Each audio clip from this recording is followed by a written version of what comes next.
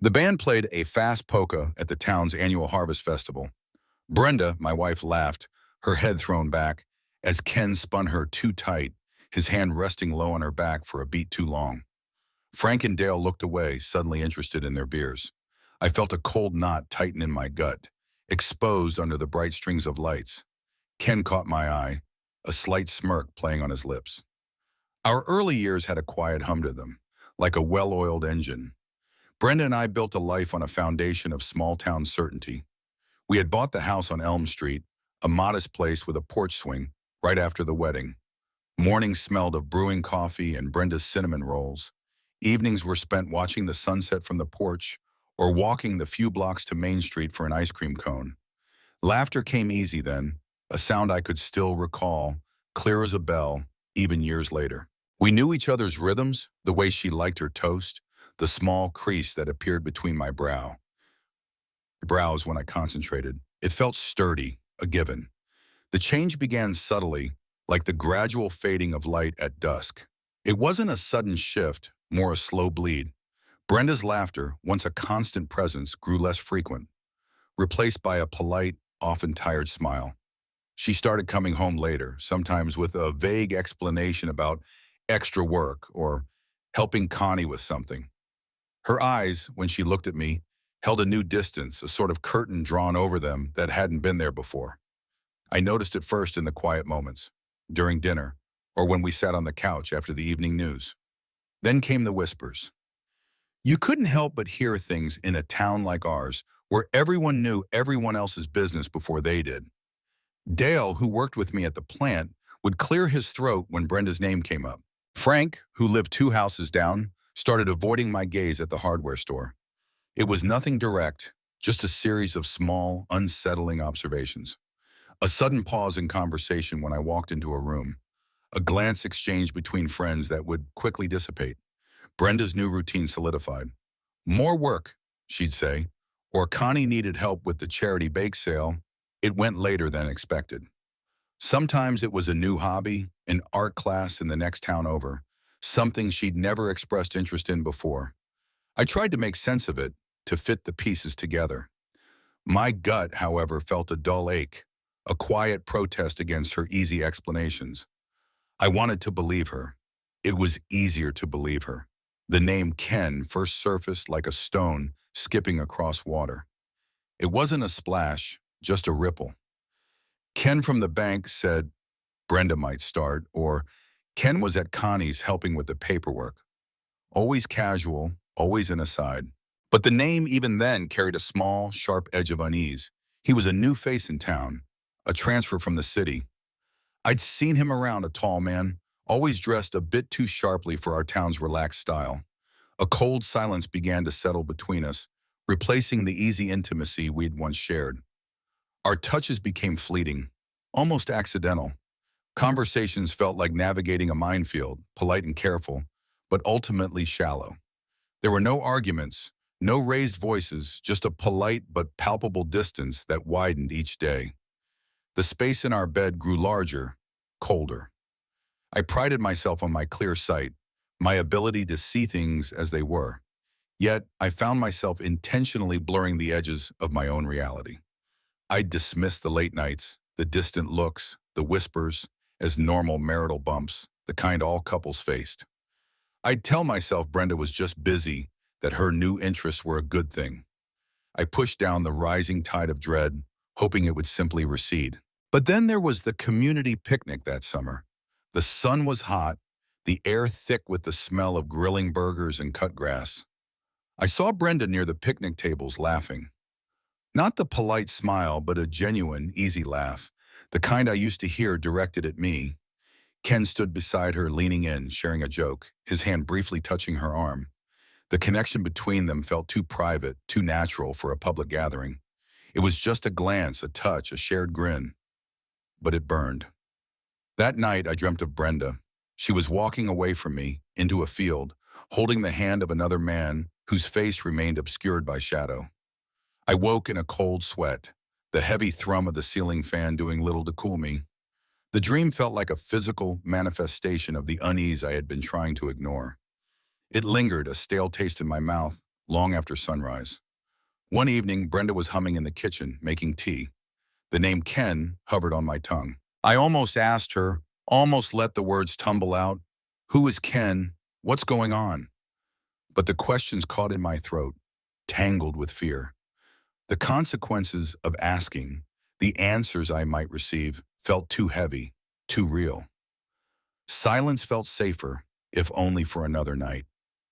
My friends Dale and Frank continued to confirm my unspoken fears, though they never spoke a direct word.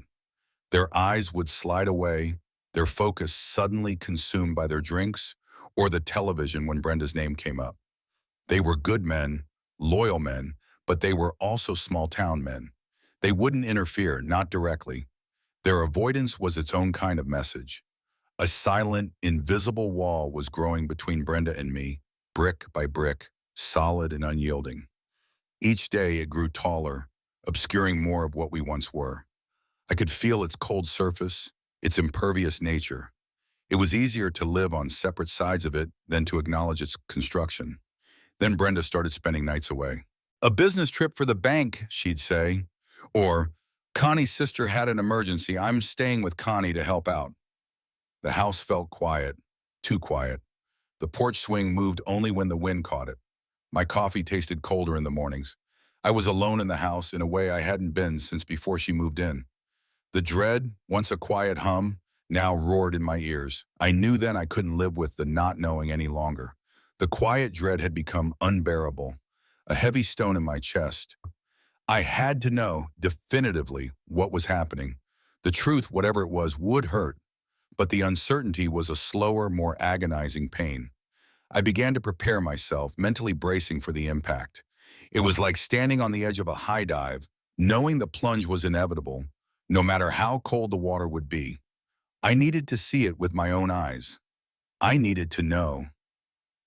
The confirmation came on a Tuesday evening. I told Brenda I was working late, a lie I hadn't used in years, but one that felt necessary now. Instead, I drove the old pickup to the diner on the edge of town, parking where the shadows stretched long and thin across the gravel lot. It wasn't a place we usually went, but Brenda's car, a new silver sedan she'd bought last spring, was parked under a streetlight, its chrome gleaming. I watched the front door. The minutes ticked by, slow and heavy, each one dragging me further into what I already knew. They emerged around 8 o'clock. Brenda first, her coat clutched tight around her. Then Ken, his hand resting lightly at the small of her back. The air caught in my throat.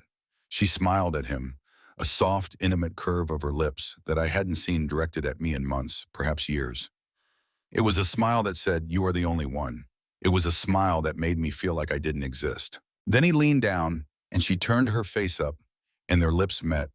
A slow, lingering kiss right there under the diner's yellow sign. It tore me apart. The world didn't just stop, it splintered, like glass shattering into a million sharp pieces. You think you know someone? You build a life, a home, a future, brick by brick, shared dream by shared dream. You think you know the way their eyes crinkle when they laugh, the scent of their hair, the sound of their breath beside you at night. Then you catch them in the arms of another, and every single memory, every shared moment, twists into something ugly, something you can no longer trust. My entire world, the solid ground beneath my feet, dissolved into dust in that moment. What followed wasn't a fight, not in the way you might imagine. There were no raised voices, no thrown dishes, just a quiet, suffocating conversation in our living room. I laid it out, what I'd seen, the truth I'd finally allowed myself to face. She didn't deny it. She just sat there, her hands clasped in her lap, her eyes still distant. The hardest part wasn't the affair itself. It was the chilling lack of remorse. She never even said sorry. Not for the deception, not for the broken promises, not for the shattered life. Just a cold finality, a statement of fact. It's over, Mitch. The division within our social circle was swift and brutal. Small towns thrive on gossip, but they also demand loyalty, or at least the appearance of it. Some friends, the ones who avoided my gaze at the plant, offered platitudes. "Sorry to hear about it, Mitch." These things happen. But others, those who had always been closer to Brenda, openly supported her. They called me, tried to explain her side, as if there were two equal sides to betrayal. I didn't tolerate it. I couldn't. The sting of betrayal was too fresh, too deep. The thought of sitting across from someone who believed her excuses, who minimized her actions, was more than I could bear. So I cut them off. It wasn't a dramatic exit, it was a slow, deliberate withdrawal. If they called, I didn't answer.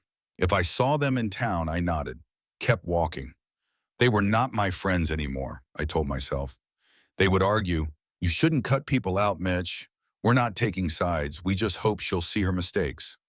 But that was a lie. Not taking sides was taking aside Brenda's. It was an endorsement of her actions, a dismissal of my pain. Learning to say no, to draw a hard line, was one of the toughest things I had to do. Some of them pressed. "Come on, Mitch, don't be like that." I had to explain in quiet, firm tones that their loyalty to her felt like a fresh wound to me. "I can't be around anyone who thinks this is acceptable," I'd say, my voice steady, though my insides churned. There were hard talks, strained silences, and then eventually the phone call stopped. Now if I see one of them at the grocery store, I turn down another aisle. If they walk into the hardware store, I finish my purchase and leave. The new rules were simple. If you stood with her, you didn't stand with me. It felt harsh, but it was necessary. It was a shield, a way to protect the raw, exposed parts of myself. A few friends remained, the ones who understood. Dale, Frank, they stood by me. They didn't offer advice, didn't talk about Brenda, didn't try to rationalize anything. They just showed up, asked about my day, invited me for a beer. Their loyalty was a quiet comfort, a small patch of solid ground in a world that had crumbled. The weight of it all was unbearable. The betrayal, the loss, the constant ache in my chest. Every morning I woke with it, a heavy shroud draped over me. Every night I went to bed with it, the quiet hum of an empty house amplifying the silence of my heart. It made simple tasks difficult, conversation a chore. I started seeking solitude, preferring the quiet of my own company to the chance encounter with an old acquaintance who might bring up her name, or worse, offer some well-meaning but ultimately hollow comfort. The coffee shop, the community center, even the local bar, all places I used to frequent, now felt like potential battlegrounds, places where old wounds might be reopened. The truth, when it finally arrived, had come at a devastating price. It had freed me from the agonizing uncertainty, but it had also cost me a marriage, a home, and a significant portion of my social life. It was a trade, a necessary one, but the weight of it pressed down, heavy and constant. I knew with a certainty that chilled me to the bone, that I had to forge a new life, one free from the shadow of Brenda's infidelity, from the whispers and the pitying glances. It would be a solitary path, at least for a while, but it would be my path, unburdened by her choices. 6 months had already spun past since the initial divorce paperwork landed on my kitchen table, heavy with legal jargon. The process felt like wading through thick mud, each step deliberate and exhausting. Brenda resisted at every turn, dragging her heels, questioning every offer, every division of property. The house on Elm Street, our meager savings, the old pickup, everything became a battleground. We tried mediation, as the court required. It lasted less than an hour. The room was small, with a long, polished table and 3 chairs on each side. The mediator, a woman with a kind but weary face, spoke in calm, measured tones. But neither of us would back down. I stated my case plainly. The house, half the savings, the truck. Brenda wanted more, wanted to drag it out. I watched as the mediators primarily directed their pleas towards Brenda. They tried to explain the fairness of my offer, the practicality of it, the common sense. "Brenda, Mr. Miller's offer is quite reasonable. Dragging this out will only cost more in legal fees." She sat there, arms crossed, her expression unyielding. She looked at me, then away, her gaze fixing on a framed print on the wall. Then came the suggestion: counseling. Brenda's idea, of course. A move I saw immediately for what it was, a desperate, manipulative delay tactic. A way to prolong the agony, to perhaps chip away at my resolve. She looked at me expectantly, as if this was the reasonable next step, as if we could talk our way back to something that was irrevocably broken. When Judge Miller asked my opinion, I looked him straight in the eye. He was an older man, stoic, with a permanent frown etched between his brows. "It would be a waste of time, Your Honor," I told him, my voice steady. "I have no intention of fixing things. There's nothing left to fix." My words hung in the quiet courtroom, blunt and unvarnished. Judge Miller listened, then turned to Brenda, who offered some vague explanation about trying to save the marriage for what it was. He then looked back at me, his gaze sharp. "Mr. Miller, if you refuse court-ordered counseling, I can hold you in contempt. That means jail time." The words hit the air with the weight of granite. I stood my ground. "Absolutely," I said, my voice perhaps a little too firm, too loud, but I wanted him to understand. "I will accept it if I have to. There will be no counseling, no attempt at reconciliation. Absolutely, I will not live with her or have any kind of relationship." There was no wavering. The decision had been made, cemented in the gut-wrenching realization at the diner. The lack of children simplified things in a way. No custody battles, no concerns about shared parenting, just the dismantling of a life built by two, now only one. The loss of friends, while painful, also meant fewer external pressures, fewer voices telling me what I should do, what was reasonable. My resolve hardened with each passing day. Even my business partner, Mark, and his wife, Sarah, had taken Brenda's side. We had built our contracting business together for 10 years, through thick and thin. Sarah and Brenda had been close. After the split, their calls had become less frequent, their excuses more transparent. Mark had tried to mediate, to convince me to be reasonable, to give Brenda a break. I cut ties with them too.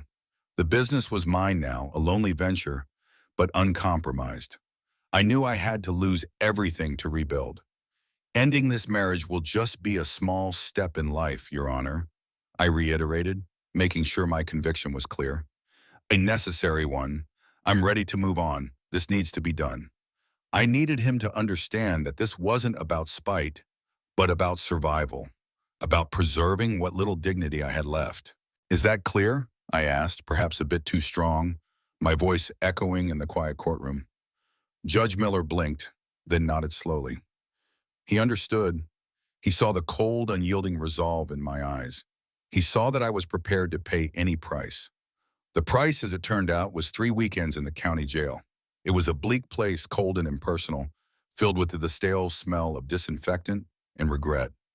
Each weekend was a stark reminder of Brenda's resistance, of the lengths she would go to, and of my own unwavering stand.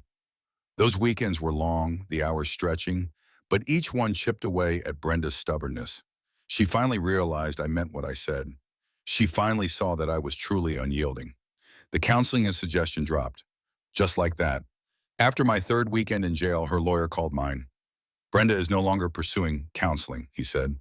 The line was quiet, then he added, "She understands Mr. Miller is serious about the divorce." At first, the silence was a victory, a small, hard-won battle in a war that had drained me. I found a new watering hole 25 miles out, a small tavern named The Crossroads, nestled just outside the next county line. It was a deliberate choice, far enough to avoid familiar faces, close enough to feel like a quick escape. The anonymity felt like a balm, a quiet space where I could simply be, unburdened by the weight of my past. The wood was dark, the lighting dim, and the chatter was low, a comfortable hum that suited my mood. That's where I met Carol. She was my new favorite bartender, a woman in her mid-40s with steady eyes and a quiet strength about her. She'd been married 21 years, she told me once, running the bar with her husband, Frank, a man of even fewer words than me. Carol had a way of listening that made you feel heard without demanding anything in return. She'd wipe down the bar, polish a glass, and just let you talk or not talk. Gradually, over weeks of quiet evenings, I began to unburden myself. Not all at once, but in pieces like loose change dropping into a jar. A snippet about Brenda, a detail about the divorce, the pain of losing friends. Carol never interrupted, never offered platitudes. She just listened, her gaze steady, occasionally nodding. I appreciated that she never shared her thoughts, not directly, even when I knew she must have had 100 things she wanted to say. Her silence was a gift, a safe harbor. One night, the quiet weight of my thoughts became too heavy. I pushed my glass forward. Carol, I said, my voice lower than usual, you've heard enough of my story. Now I'm asking for yours. Tell me what you think. I could use a fresh perspective. She paused, setting down the rag she'd been using to wipe the counter. She picked up a clean glass and held it up to the light, inspecting it. Mitch, she began, her voice soft, measured. I've only heard your side of things. It's a hard story. Parts of it might not all be true the way you remember it, the way she told it to herself, but I don't think it is just make-believe either. She set the glass down. You made the right choice believing. That much is clear. Nobody should have to live like that. She leaned slightly against the bar. But sometimes, she continued, to truly move on, you need to understand. You might want to hear her out, her reasons, her side of things. She paused, then added, it could frustrate you more, make things worse. But it's also normal to want to understand what happened, to piece it all together. She looked at me, her eyes kind but firm. It's your choice, Mitch. Always your choice. Then she gave a small, almost imperceptible smile. Next drink is on me. It was a simple gesture, but it meant more than any long speech could have. It was a recognition of my struggle, a quiet support without judgment. I was contemplating her words, swirling the ice in my glass, when the bell above the door chimed. I felt my posture stiffen, a familiar tension coiling in my gut. 3 figures walked in, their laughter too loud for the quiet bar. Mark, my former business partner, and Frank, the old neighbor from Elm Street. Behind them, a woman whose face was harder to place at first, then clicked into place. Sarah, Mark's wife. They hadn't seen me yet, their backs turned as they ordered drinks. Carol, ever observant, followed my gaze. Her eyes narrowed just slightly, picking up on the sudden shift in my demeanor. Friends? She asked, her voice low, a question more than a statement, sensing the unspoken history. I took a slow breath, the scent of stale beer and cleaning fluid filling my lungs. I guess I'm about to find out, I replied, the words tasting like ash in my mouth. My new sanctuary, my quiet haven, was about to be invaded. Carol glanced at me, then at the 3 newcomers.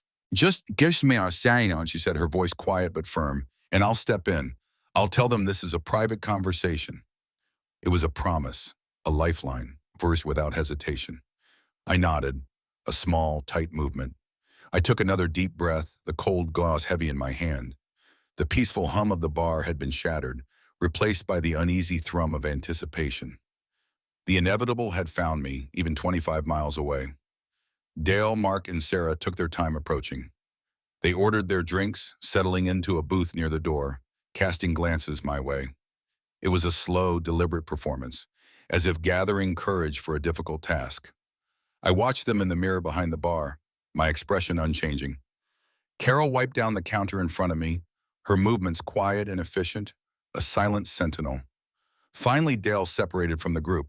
He walked over, a forced smile on his face, hands in his pockets. Hey, Mitch, he said, his voice a little too loud, a little too casual. How are you? Long time no see. I took a slow sip of my beer, letting the silence hang between us for a moment before I spoke. I'm fine, Dale. The family's fine. Everyone's fine. Just get to the point, Dale. What do you want?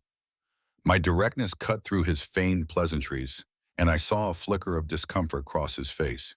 He shifted his weight, glancing back at Mark and Sarah. Look, Mitch, he began, lowering his voice.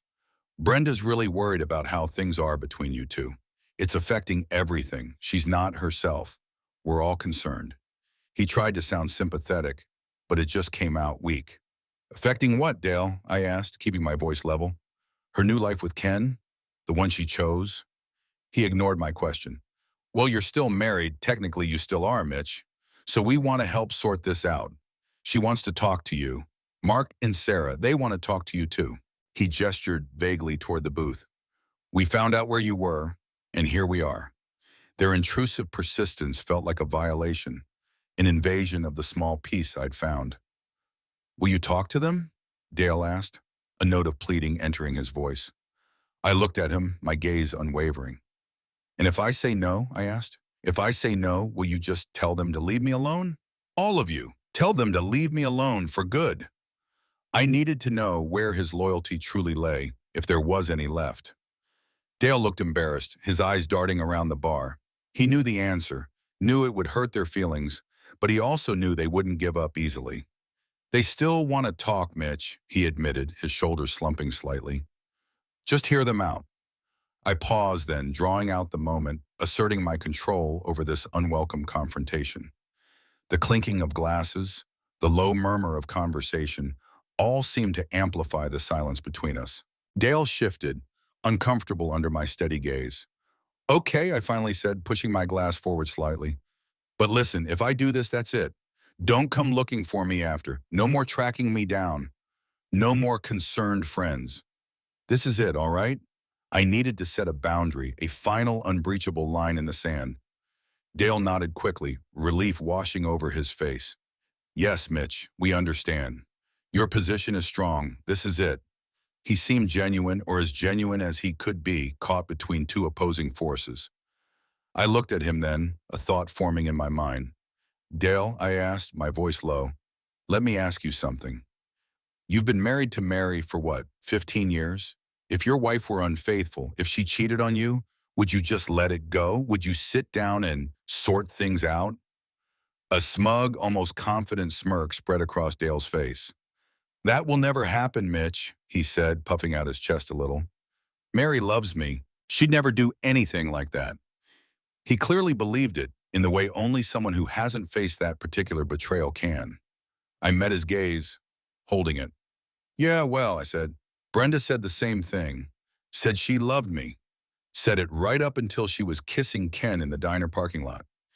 She still does, in her own way, I suppose, but it didn't fix anything, did it? It didn't make her stop. Dale's confident expression dissolved, replaced by a look of sudden, uncomfortable understanding. The truth, blunt and unvarnished, had landed. The choices we make, the paths we walk, often come with a heavy price. Stick around to the end to see how life's costly choices unfold. I looked at Dale, making sure he understood. Go tell Mark and Sarah, I said, my voice low, exactly what I said. The terms, the consequences.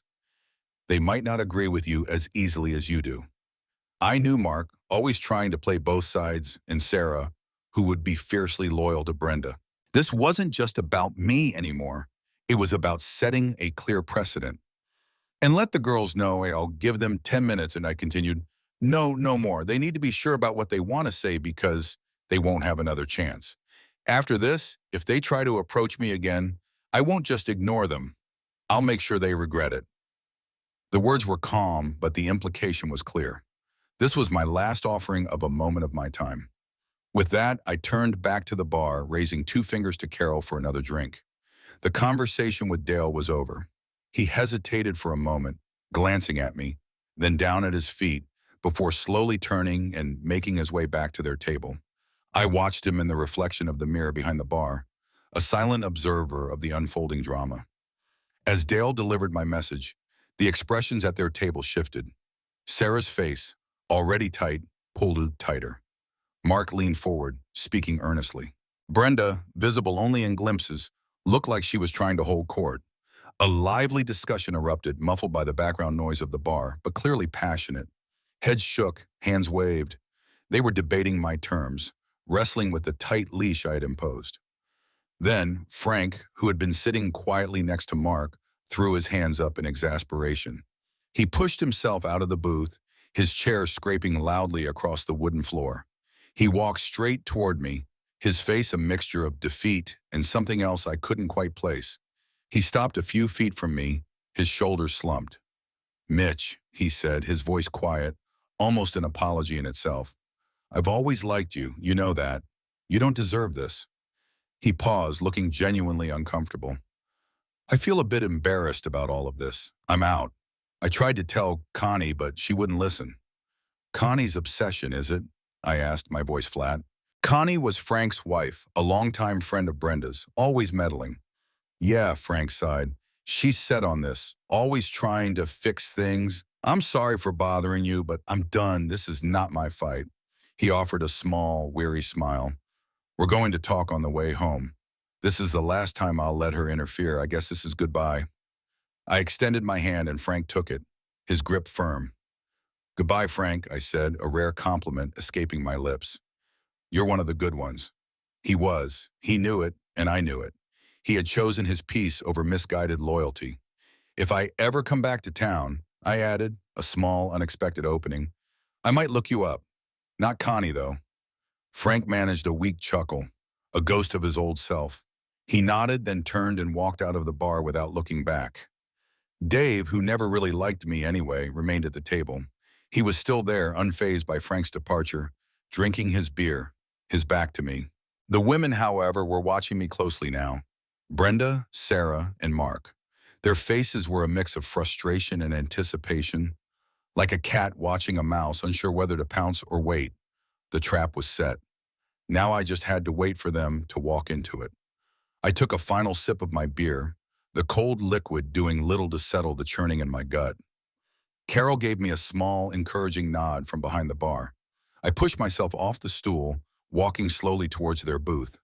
Brenda, Sarah, and Mark watched me, their faces a carefully constructed mask of concern and something else, something I couldn't quite decipher.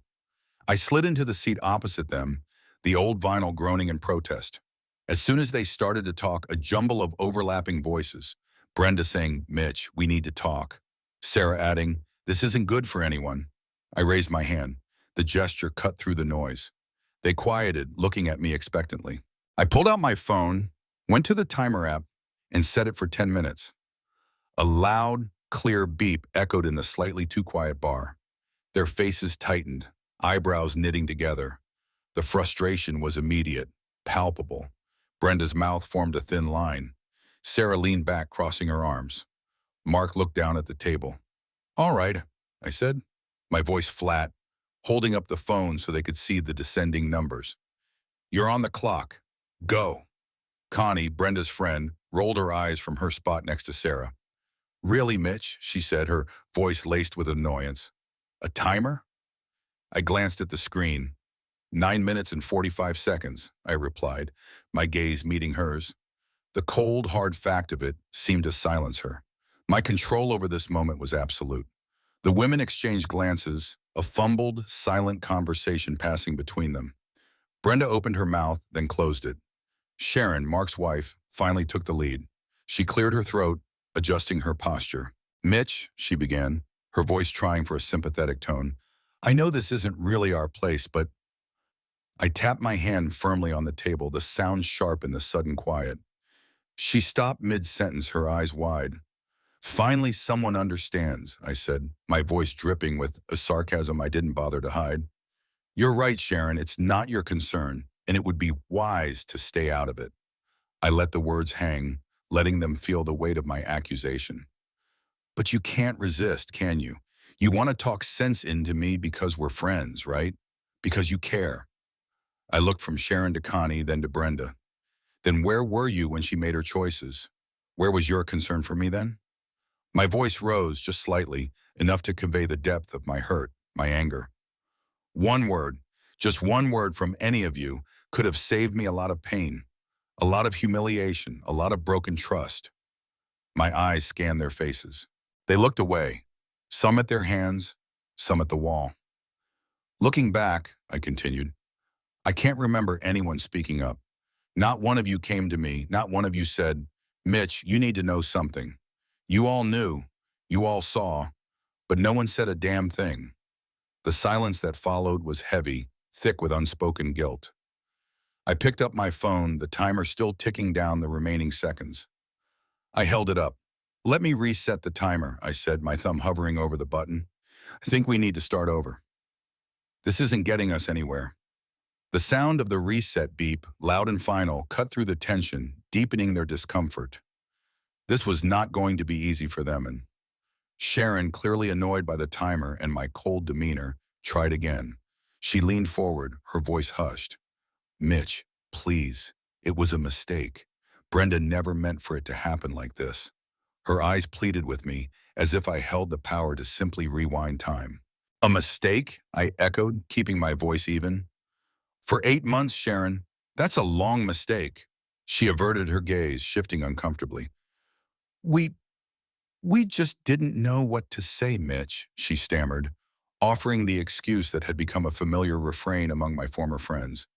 It was difficult for everyone. Difficult for everyone, I repeated, letting the words hang, hollow and meaningless. She continued, trying to elicit sympathy. Brenda's been through a lot. She's been so unhappy. Her parents, you know how they are, and her boss at the bank, he's been giving her a hard time. She painted a picture of a wronged woman deserving of pity. Then, a detail I hadn't expected. She even cried, Mitch, when she found out you helped her keep her job after all this. She really does care about you. I remembered the quiet phone call to Brenda's boss, a man I respected, convincing him to give her a second chance after her focus had clearly wavered. A private gesture, one she shouldn't have known about. She learned her lesson, Mitch, Sharon pressed, her voice softening, hoping to land the final blow. It's time to set aside your pride and make peace, for everyone's sake. I rolled my eyes, a gesture I rarely allowed myself. Time, I scoffed. I wasn't aware there was a deadline on how long I could be upset. So now it's all okay? Just promise and we can forget everything? Like it never happened? They looked at each other, then back at me. Guilt was etched on their faces, but beneath it, I still saw the conviction that they knew what was best. Not really, I said, anticipating their unspoken thoughts. You all still think you know what's best for us. You think forgiveness is easy, don't you? That it just magically makes everything better. They nodded, almost imperceptibly. I turned my gaze to Sharon, my voice dropping to a calm, dangerous whisper. Sharon, I began, let's say hypothetically you found out Dave, your husband, was being unfaithful to you. And let's say all of us sitting here, your close friends, we knew. We saw it happening, but we didn't tell you. We kept it quiet. Would that be okay? She frowned, her eyes wide. No, Mitch, of course not. And if you were able to forgive your spouse, I continued, pressing, would that make you feel better? Would it make everything whole again? You really care about him, right, Dave? Sharon hesitated, picking at a loose thread on the tablecloth. I could eventually, she admitted, her voice barely audible, after a lot of time, if he was truly sorry. Okay, I said, a grim smile playing on my lips. And if the person he was with, the person he was unfaithful with, was someone you knew, someone like a friend, would you forgive them too? The person who helped him betray you? The room grew tense, the air suddenly thick with unspoken fear. Sharon swallowed hard, her eyes darting between me and Dave, who suddenly looked very uncomfortable. I hope I would, she stammered, her voice shaking slightly. After some time, if I truly believed they were sorry and it was a mistake. I held her gaze, my smile widening, devoid of any warmth. Well, Sharon, I said, my voice carrying clearly in the now silent bar. That's good to hear, because Patty and Dave have been seeing each other for about 8 months now. The room fell very quiet. Not just quiet, but a stunned, disbelieving silence. Dave's face went white. Sarah gasped, covering her mouth with her hand. Brenda stared at me, her eyes wide with shock. Their world, just like mine had been, shattered. The timer on my phone continued to tick, a silent counter of their unraveling. I watched the shock ripple through them, a wave of disbelief. Dave, now pale, was staring at Sharon with a look of utter horror. Sharon, her hands still over her mouth, looked from me to Dave, then to Patty, who had gone completely still. Brenda, caught in the crossfire, seemed to shrink. I heard the rumors, I said, my voice cutting through the stunned silence. Just like you all heard the rumors about Brenda and Ken, but I dismissed them, just like you dismissed mine. I let that sink in, the cold, hard symmetry of it. And then other matters came up that were more urgent. My own life was falling apart, you see. I was too busy with my own reckoning. I thought you should discover it on your own, I continued, my gaze fixed on Sharon, like I did. The blind side, the cold realization. It's a unique kind of pain, isn't it? One you truly understand only when it happens to you. I wanted them to feel it, to understand the depth of the betrayal I had endured. By that point, I wasn't concerned about any of you. My concern, you might recall, was with my own survival. I leaned back, a bitter satisfaction settling in my gut. I moved here, I said, a dry, sarcastic edge to my voice, because I heard the people were better, more honest, more loyal. So take your so-called wise words and think about them now. Think about them real hard. I took a deep breath, letting the silence stretch, thick with their unspoken accusations and shattered trust. The timer on my phone had long since run out, its quiet beeps unnoticed. Now, I said, a mocking smile twisting my lips, let's start to heal. Let's start to heal so we can all move on. Sharon, tell Patty you forgive her. Patty, in 4 months, promise her you won't let her down again and everything will be all right. I mimicked their earlier advice, twisting it back on them. You might even build a stronger relationship from this. I think that's somewhere in the guide to making amends, isn't it? My eyes swept over them all. Let's invite Dale and Dave as well for a group healing. Get it all out in the open. Sharon looked like she wanted to argue, her jaw set. I cut her off. And Sharon, I added, my voice hardening, be careful with your words. Or I might share a surprise story about you from your last trip to Chicago. One I'm sure Dave would find very enlightening. Her eyes widened and she closed her mouth, fear now replacing her indignation. I looked at Connie, who was sitting next to Brenda, still shell-shocked. Connie, I said, you and Frank might want to rethink your friends. It seems your old circle has changed a lot. Perhaps it's time to find some new ones who actually value loyalty. I stood up, pushing my chair back with the scrape. The noise broke the spell of stunned silence. We've talked enough about me, I said, looking at each of them one last time. But it looks like you all have more to discuss, so I'll be leaving now. I met Brenda's gaze. Her eyes were full of something unreadable. Shock, perhaps, or a dawning realization of the wreckage she'd left behind. Let's not bring this up again. Goodbye. With that, I turned and walked away.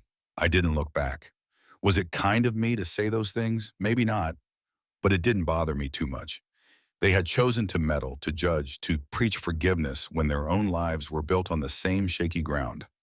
They had gotten a taste of their own medicine, and it was a bitter one. As I reached the door, I could hear the commotion behind me.